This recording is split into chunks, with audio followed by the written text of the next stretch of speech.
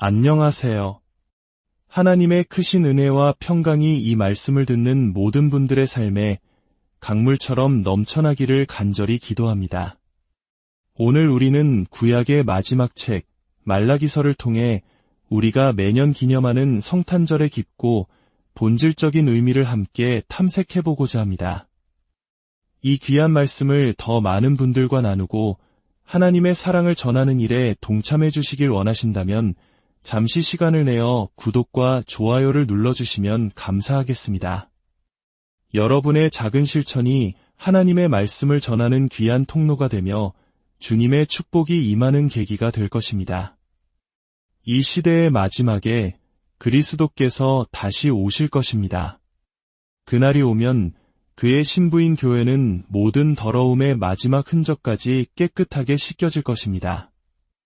예수님께서 재림하시는 그 순간 교회는 온전히 순결한 모습으로 서게 될 것입니다. 하지만 이 정결하게 하는 사역은 이미 예수님의 첫 번째 오심, 즉 성탄을 통해 시작되었습니다.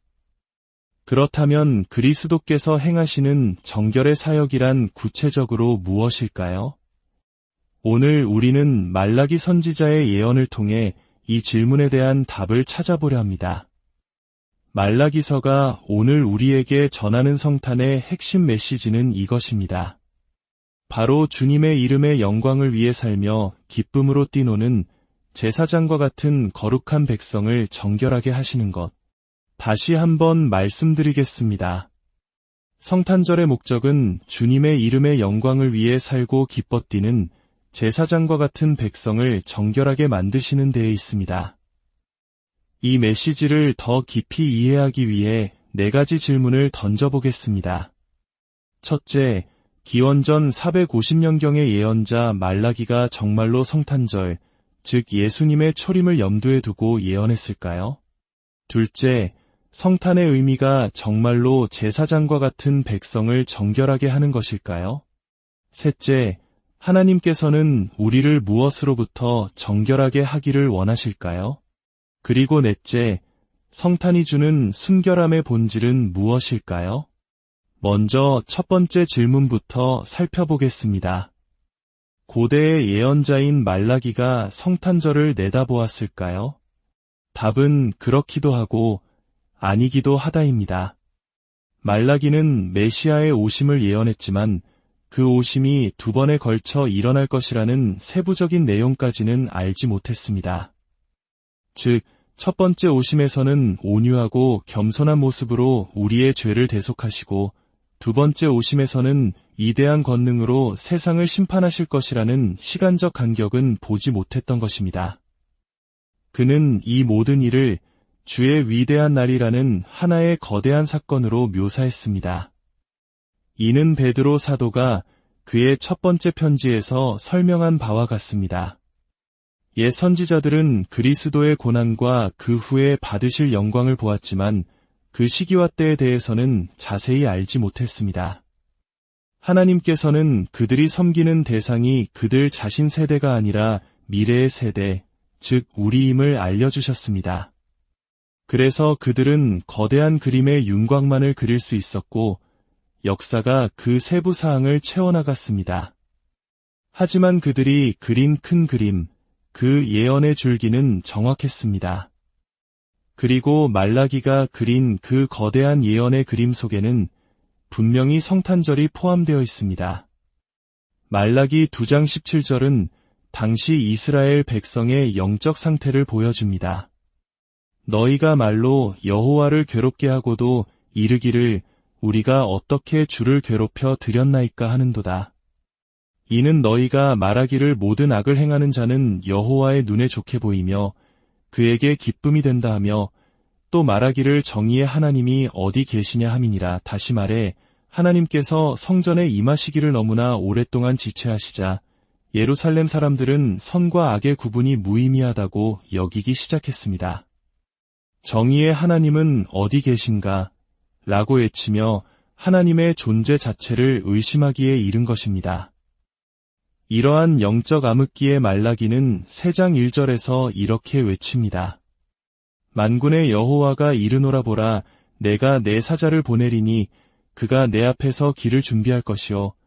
또 너희가 구하는 바 주가 갑자기 그의 성전에 임하시리니 곧 너희가 사모하는 바 언약의 사자가 임하실 것이라. 여기에 세 명의 인물이 등장합니다. 길을 예비하는 내 사자, 성전에 임하시는 주, 그리고 언약의 사자. 이들은 각각 누구일까요? 신약 성경은 이 질문에 명확한 답을 줍니다. 길을 예비하는 사자는 말라기 4장 5절에서 엘리야로 묘사되는데 누가복음 1장에서 천사는 세례 요한의 아버지 사가랴에게 나타나 그의 아들 요한이 바로 엘리야의 심령과 능력으로 주 앞에 먼저 와서 주의 길을 예비할 자라고 알려줍니다. 예수님께서도 마태복음 11장에서 세례 요한을 가리켜 말라기가 예언한 바로 그 사자라고 직접 증언하셨습니다. 그렇다면 성전에 임하시는 주와 언약의 사자는 누구일까요? 이는 바로 메시아, 예수 그리스도를 가리킵니다. 구약에서는 때때로 여호와 하나님과 메시아가 거의 동일시되어 묘사되는데 이는 말씀이 곧 하나님이셨고 그 말씀이 육신이 되어 우리 가운데 오신 그리스도의 신성이라는 신비를 암시합니다. 따라서 말라기는 분명히 세례 요한의 등장과 예수 그리스도의 오심, 즉 성탄절을 예언했습니다. 물론 그 예언은 초림과 재림이 명확히 구분되지 않은 채 하나의 그림으로 그려졌지만 그 예언은 첫 번째 성탄절에 성취되기 시작했고 주님의 재림 때에 완성될 것입니다. 그리고 우리는 바로 그 첫 번째 오심과 두 번째 오심 사이 말라기 3장의 예언 한가운데를 살아가고 있습니다. 두 번째 질문입니다. 성탄의 목적이 제사장된 백성을 정결하게 하는 것일까요? 말라기 3장 2절에서 4절을 읽어보겠습니다. 그가 임하시는 날을 누가 능히 당하며 그가 나타나는 때에 누가 능히 서리요. 그는 금을 연단하는 자의 불과 표백하는 자의 잿물과 같을 것이라. 그가 은을 연단하여 깨끗하게 하는 자같이 앉아서 레위 자손을 깨끗하게 하되금 은같이 그들을 연단하리니 그들이 공의로운 제물을 나 여호와께 바칠 것이라.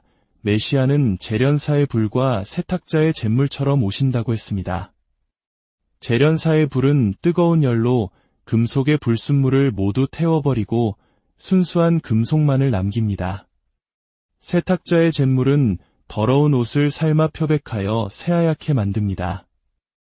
이처럼 그리스도의 오심은 우리의 죄와 더러움을 태우고 씻어내어 정결하게 하시기 위함입니다.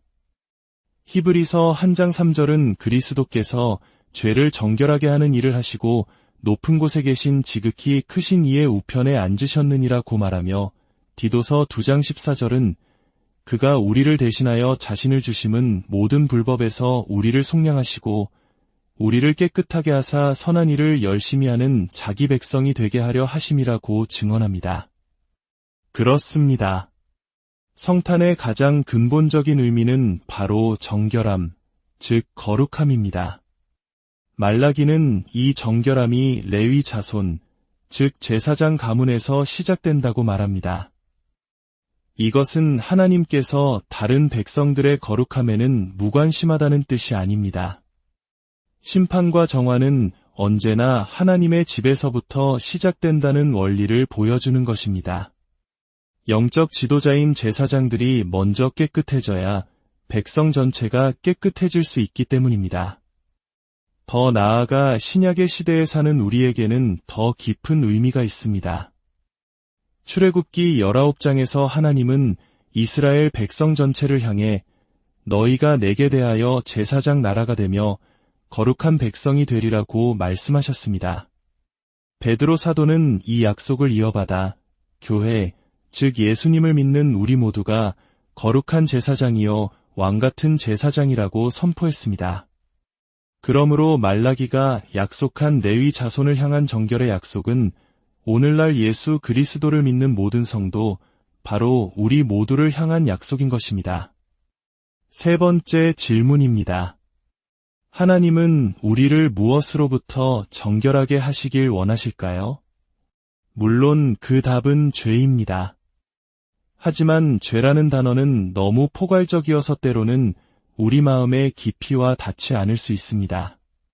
말라기는 이 죄라는 거대한 개념을 우리 삶의 구체적인 문제들, 마치 날카로운 화살처럼 가슴을 찌르는 두 가지 문제로 나누어 지적합니다. 바로 결혼 생활의 불성실함과 돈에 대한 사랑입니다. 놀랍게도 성탄절은 우리의 결혼 생활과 깊은 관련이 있습니다. 그리스도께서는 우리의 결혼을 순결하게 지키고 죽음이 우리를 갈라놓을 때까지 결혼 서약을 지킬 수 있는 능력을 주시기 위해 이 땅에 오셨습니다. 말라기 시대의 백성들은 이방 문화에 둘러싸여 하나님의 뜻을 저버리고 이혼과 불신자와의 결혼을 가볍게 여기는 세속적인 가치관을 그대로 흡수했습니다. 이는 오늘날 우리의 모습과 너무나도 닮아 있습니다.